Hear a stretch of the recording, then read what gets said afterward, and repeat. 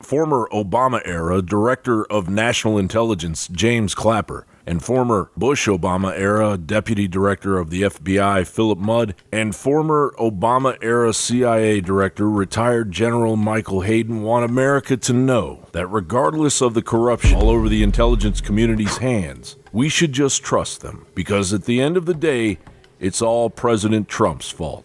Without Strzok, there'd be no special counsel investigation. Without the dossier, there'd be no special counsel investigation. Without this focus on Page, there'd be no special counsel investigation. So the special counsel's built on a sand of corruption.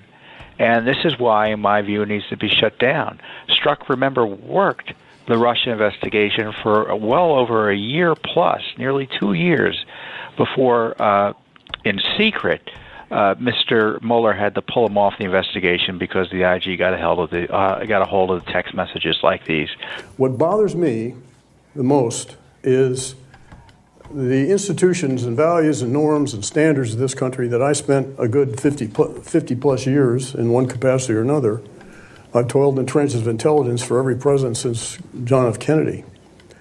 And when those are under assault, which they are now, I felt it was my duty, my obligation to speak up. Obviously, I've said a few unkind things minorly about the president on TV.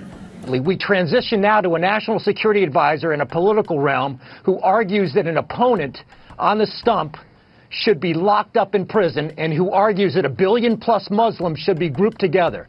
And then we go on to argue that that individual's son who retweets fake news should be given access to top secrets.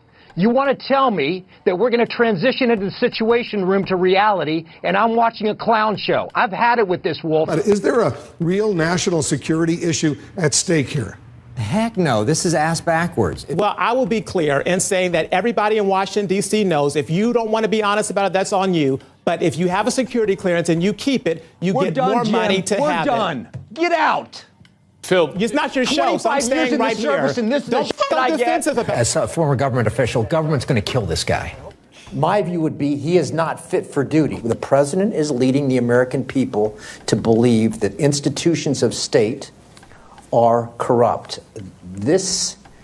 I don't care about what he did with Stormy Daniels. This stuff about institutions of state is really corrosive, and that's what I worry about. When I wake up on vacation, the President of the United States says, I'm going to threaten you after you say something I don't like. That, to me, transcends the requirement for an intelligence officer to stay quiet. I'm going to say, no, you're not. That dog don't hunt. It's a bigger issue than my responsibility to remain loyal to the ethos of the intelligence community to say, you're not going to tell me when I can speak when I didn't serve in the government for the past 8 years. That's not going to happen. What he does is attack the institutions in government who might, for their own reasons, oppose this or that policy initiative. And he tries to invalidate. So intelligence officers are Nazis. FBI is in disarray or in tatters or whatever it is. Deep state corrupt. Yeah, the deep state is corrupt. But I've made the calculation that silence is no longer acceptable. Now, each of us in our own way choose our own formula with regard to how we criticize. And the only one on the panel with a lick of sense, predictably hosted by MSNBC's Nicole Wallace, was Obama-Trump-era former U.S. Cyber Command commander, retired Admiral Michael Rogers. Be leery of living in a system in which everyone decides that which they're going to do or not going to do. I would urge anyone, stand up and speak your mind. Hold yourself accountable. But I just find this, guys, the power of the structure is the values of the institutions. But we have got to uphold the values and the ethos, even as others have different views and are engaged at times in behaviors that we don't like, we don't think represent norms, and we think are working against the structure. We have got to make sure that in the face of that, we are maintaining our professionalism, our ethos, our integrity. And like Phil said, you didn't get elected. If you feel you can't live with this, make a case. Make an argument. Use your rights as a citizen. Stand up and be accountable for what you believe in. But don't attempt this kind of resistance move, which to me just feeds this narrative, well, you can't trust the institutions anymore.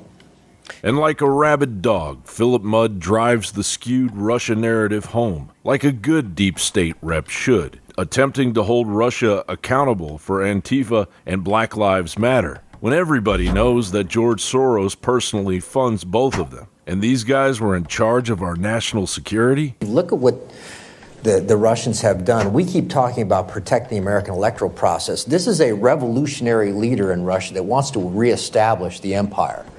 He's about sowing discord at a profound level in our society. You're talking about Antifa, Black Lives Matter, Charlotte. He is trying, if you look at their activities, at a sort of mid-tier level, if you will, to disrupt elections. At the macro level, he's trying to create a civil war in this country. That's where I think the White House needs to interject and not only not put fuel on the fire, say, look, we are an American people who want to be a city on a hill.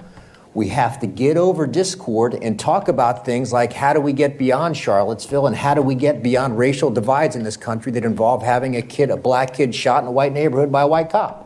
That's what the Russians are trying to do, and it is profound. How do we do that with a president that wakes up on 9/11 and attacks the FBI? I do think there has to be a conversation that says, how do we bring people together instead of encouraging people to demonstrate against somebody else in Charlottesville, Virginia, and saying that a white supremacist equates with a black activist? You can't do that, and the Russians are building. I'm going to get personal.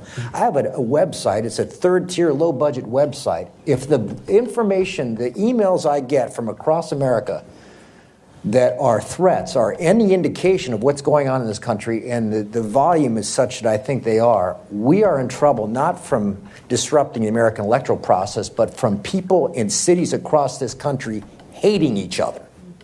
That's what the Russians are trying to go after. I think the subtext is electoral discord.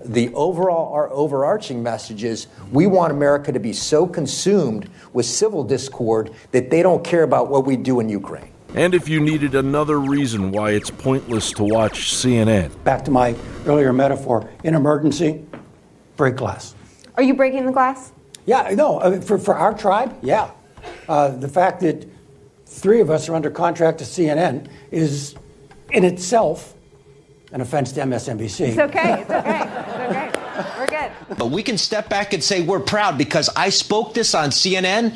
I'm proud to be a holder, and I want a T-shirt. Go away, intelligence needlers. America doesn't want to listen to your broken record anymore.